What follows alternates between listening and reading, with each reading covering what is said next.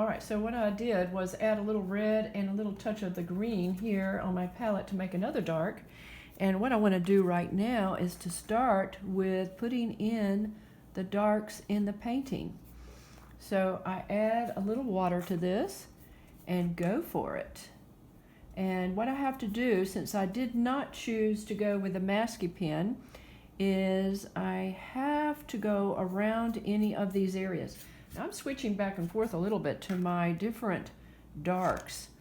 And I'm going to paint around these flower shapes. And every now and then I'm going to paint over something, but that's okay. And when I'm done with this dark, this will dry.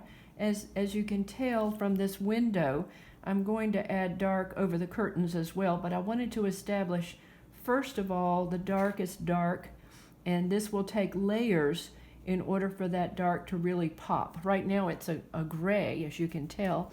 And I'm going to switch to my small brush and use this little tiny brush to work around and pay attention to where I might have some dark spots in here. Ooh, these are going to be shadow spaces between the pots themselves and the shadows that fall around these leaves. And again, what leaves? I haven't put them in yet. Thanks. That's actually should have been going on before now. Thanks for that reminder. You know, sometimes you go, okay, what comes first? Usually we say light to dark, and in this case I'm popping some of my dark ahead of time. All right, and I know I should be getting to that more important part of finishing my composition. All right, I can't help it, but I really want to go ahead and establish some darks up here since I have the dark on my brush, because I know I'm going to be going over this a couple of times. So I'm looking at this. Actually, I've got a line here too. I've got shadow spaces that fall in this window design, and I just try to drag the brush for these creases, for these places. And I'm wondering why I have this other line here. I think it's going to be a gray, but not quite as dark. It's part of the framing. So let me go ahead and I'm going to pick up a little more color right here and drag this down. And so I'm establishing the darks that are going on here, and this, there's a dark line as well up here.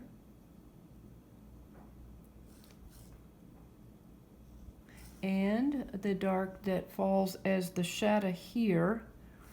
And I know that I'll come along and make that line a little heavier, but I just want to go ahead and establish where that dark is. Remember, we drew in where the shadows go. So this comes down, and this shadows here is now being established. I'm looking at that. These are gray. These are not really black yet. So I'm going to put in this shape as well. So I have established where the shadows go. I'm going to have to build them up much darker. So I might not get around to that in this presentation, but I will show you the end product, and it's simply going over that multiple times. While I have this gray, I might as well put in my washes for the curtains. And I want some variation, and I want my strokes to come down and suggest the folds of the curtains. And again, you can already see, because I've got my fan blowing, that this is almost dry. And I do like to let it dry before I put my second wash on top. Let's see. No, I think I'm going to keep that tan. So my second wash, really just building up these darks again. And you can see each layer will make this darker. And because I want something going on in the room, Jim says there are tables and chairs. I didn't quite see that. But while we're at it, see if I can put a little more dark up here. and suggest these curtains. Just by putting a little bit of, where did that green come from? Oh, that's kind of nice, actually. Okay, so I suggest some folds in here. And bring that dark back in. Oof.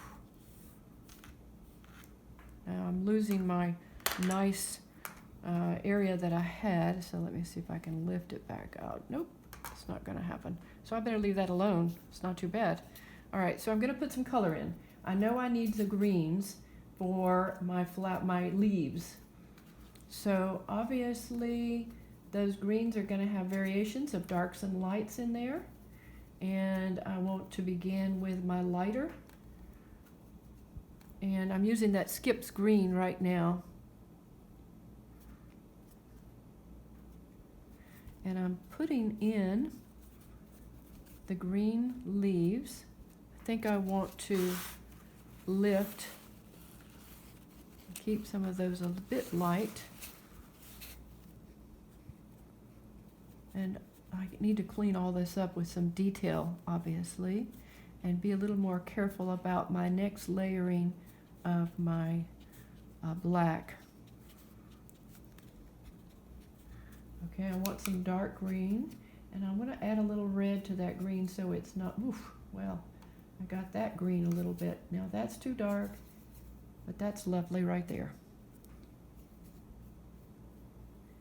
So I'm sorry I'm moving back and forth with you. But here are some of the dark greens going in. And simply by painting around some of these lovely little flower colors, I will start to define the more shadowy leaves in this window. And what's going on with that brocade, that kind of flowing of leaves as they come down.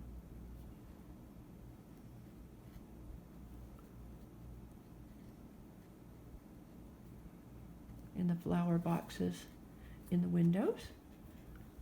All right, there are going to be some shadows.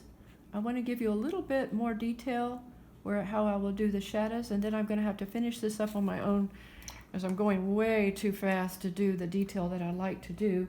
But I'm going to go back to these shadow colors and mix a little bit of that original magenta, and to create this look that I didn't choose to put this little hanger thing in, sort of ended up erasing that. I just want to have the feeling of shadows here, and that is done by making my magenta with a little dark green, and I'm mixing it here with the blue, and I'm trying to make it look like the shadow colors are coming down into this wall area from the leaves and making this pattern. So there'll also be some here. You kind of see what's going on with that. Now I will make a bit of a shadow from this edge, and anytime you have a straight line like that, usually you will want to soften that shadow line with a touch of water, so that the shadow just sort of falls down as a little bit. Now, at this point, I'm thinking I need some dry brush, and that's because I want the texture of the wall to be kind of more like the rough plaster that it probably is. And just by dragging the brush, I can do that. Put a little over here, and at the top and up here. This is just taking my flat brush and dragging it to get that texture. I kind of like what that does. And you can really see when you scrub that you can get even more texture out of your brush. All right, I have a lot of detail to do, so I'm going to pause for right now And I'm going to be putting in these lines. I'm going to go over my darks several layers and finish up my curtains and paint my boxes here with a little bit of shadow. All right? And so when I'm all done, I'll show you the finished, ta-da, but that's not quite ready.